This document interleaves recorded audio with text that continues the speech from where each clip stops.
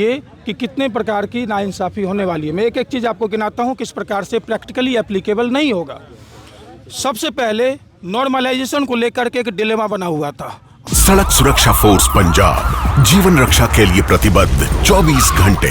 मात्र 1 साल में सड़क दुर्घटना में होने वाली मृत्यु में लगभग 50% की कमी। कुछ समय पहला मेरे भरा ਦਾ ਐਕਸੀਡੈਂਟ ਹੋਇਆ ਸੀ। ਸੜਕ ਸੁਰੱਖਿਆ ਫੋਰਸ ਨੂੰ ਕਾਲ ਕੀਤਾ 112 ਨੰਬਰ ਤੇ। ਵਿਦਿਨ 5 ਮਿੰਟਾਂ ਦੇ ਵਿੱਚ ਇਹਨਾਂ ਨੇ ਆ ਕੇ ਮੇਰੇ ਭਰਾ ਦੀ ਜਾਨ ਬਚਾਈ। ਜੇ ਉਹ ਨਾ ਮੈਨੂੰ ਉੱਥੋਂ ਚੱਕਦੇ ਤਾਂ ਹੋ ਸਕਦਾ ਸੀ ਮੇਰੀ ਮੌਤ ਹੋ ਜਾਂਦੀ।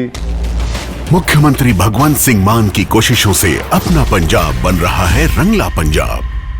देखने को मिला है मिसमैनेजमेंट कई फॉर्म में आपको देखने को मिल जाएगा कि बच्चे लेट से आ रहे हैं, जैमर बंद कर दिया जा रहा है, बच्चे लेट तक बैठ के वहाँ पे एग्जामिनेशन दे रहे हैं, जैमर बंद कर दिया जाएगा। और जिस तरह का प्रश्न आपने पूछा है मुश्किल से 5 मिनट लगेगा आपको चैट जीपीटी पे इसको सॉल्व करने में। 5 मिनट भी नहीं लगेगा, मुश्किल से 1 मिनट लगेगा। तो ये चीज़ें आपके सामने रखा हुआ है। अब ये आयोग के पास जाती है ये मामला, आप इस स्कूल को इंक्वायरी करें, सारी चीज़ों को खंगालें। लेकिन इतने सब कुछ के बाद यदि आयोग 4 जनवरी को फिर से एग्जामिनेशन ले रही है 12,000 बच्चों का, जहां 18,000 बच्चों का एग्ज़ाम होना था, तो आप सोच लीजिए कि कितने प्रकार की नाइंसाफ़ी होने वाली है। मैं एक एक चीज़ आपको गिनाता हूं किस प्रकार से प्रैक्टिकली एप्लीकेबल नहीं होगा। सबसे पहले नॉर्मलाइजेशन को लेकर के एक डिलेमा बना हुआ था, और ये डिलेमा आप सभी जानते हैं कि डिलेमा कितने प्रकार के कॉन्फ्लिक्ट को क्रिएट किया। कितने बच्चे को इससे डंडे लगे, लाठियाँ लगे, चोट लगे, घायल हुए, पैर टूटे, हाथ टूटे, सर फूटा। ये सभी आप सब पब्लिक डोमेन में जानते हैं। उसके बाद बिल्कुल बताते हैं। अभी आज हम लोग रणनीति के लिए नहीं मिल रहे हैं। आज हम लोग इसलिए आए हैं क्योंकि आज हम सभी विद्यार्थियों पर बार बार ये आरोप लगाया जाता है कि आपके पास कुछ नहीं है, आप लोग ऐसे ही हैं, नॉन सीरियस हैं। आज हम लोग वो सबूत, वो बात, वो तथ्य आपके सामने रखने आए हैं। हम लोग छात्र हैं, हमारी कोई रणनीति नहीं होती है। हम लोग छात्र हैं, अपने जीवन को बनाने के लिए बस स्ट्रेटजी बनाते हैं पहले। अब इतने चीज़ होने के बाद फिर भी आप एग्जामिनेशन लेते हैं, तो क्या महोदय फिर से आप नॉर्मलाइजेशन को वापस नहीं ला रहे हैं? जिस नॉर्मलाइजेशन को नोटिस निकाल करके कैंसिल किया गया था, क्या वापस नहीं ला रहे हैं?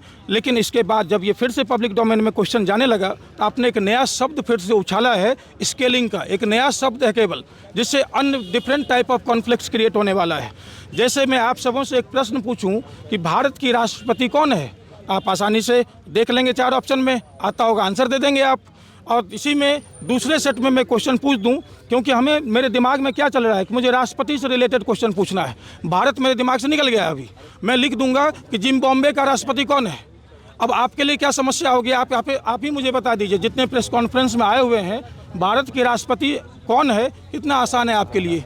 और यदि मैं इसी से रिलेटेड दूसरा क्वेश्चन बना दूं, क्योंकि मैं एक एग्जामिनर हूं मान लीजिए, और मेरे माइंड में चल रहा है कि मुझे राष्ट्रपति से रिलेटेड प्रश्न पूछना है, मैं पूछ दूंगा जिम्बाब्वे के राष्ट्रपति कौन है, तो कैसे आप इसको बोलेंगे कि सेम पैटर्न ऑफ क्वेश्चन पे हम क्या कर लेंगे, बच्चों को आंसर निकाल के कट ऑफ दे देंगे?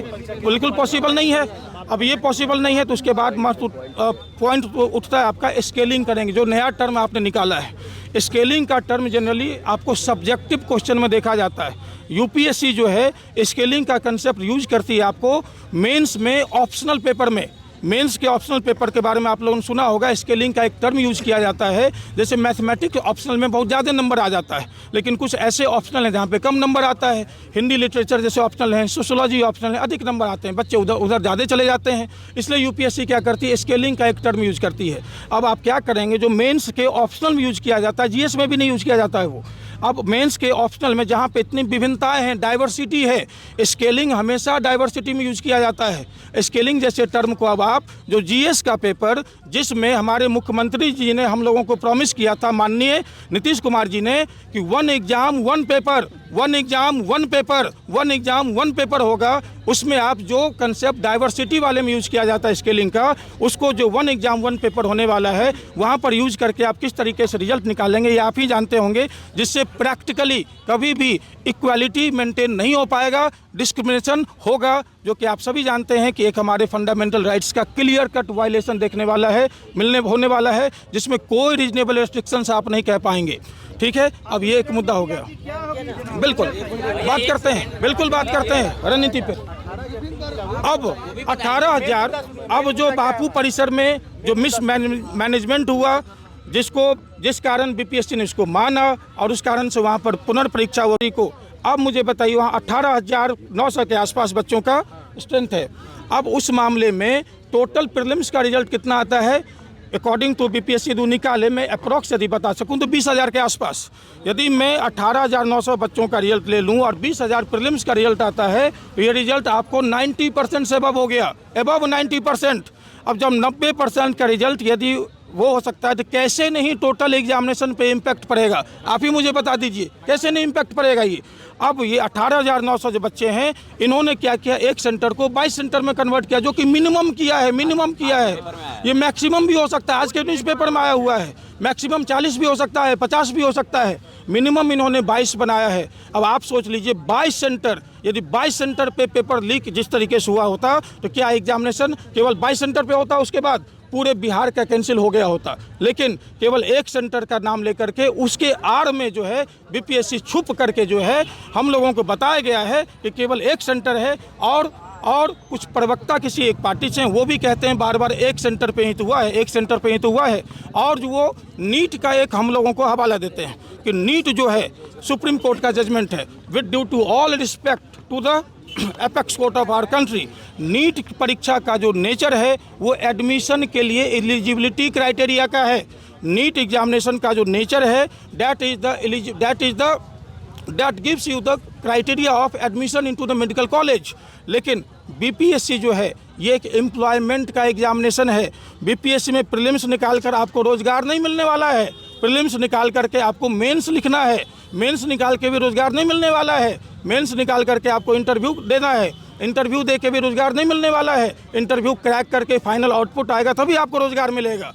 तो यहाँ पर आप नीट का यदि हवाला दे रहे हैं बीपीएससी में तो कहाँ से तार्किक होगा। नीट निकालने के बाद उसको मेंस नहीं लिखना है, नीट निकालने के बाद उनको इंटरव्यू नहीं देना है, नीट निकालने के बाद जो है सीधा उनको एडमिशन होने वाला है। तो वो नेचर दोनों है ही नहीं। वो नेचर यदि आप बीपीएससी में इम्प्लीमेंट करेंगे तो ये कैसे पॉसिबल होगा, पॉसिबल ही नहीं होगा। आप बोलेंगे कि रात में उजाला है क्योंकि लाइट जल रहा है, तो क्या आप रात को दिन बोल दीजिएगा? क्या ये संभव है? रात को दिन आप कह ही नहीं सकते हैं। तो ये एक मेन आधार है, ये चीज़ें हैं। जी बताइए, कितने सेंटर पर जो है लीक हुआ है पेपर, ये बताइए। हमसे जुड़े रहने के लिए हमारे YouTube चैनल को सब्सक्राइब करें और नई वीडियो की नोटिफिकेशन के लिए बेल आइकॉन को दबाएं। अगर आप ये वीडियो Facebook पर देख रहे हैं तो लाइक जरूर करें और ज्यादा से ज्यादा शेयर करें। धन्यवाद।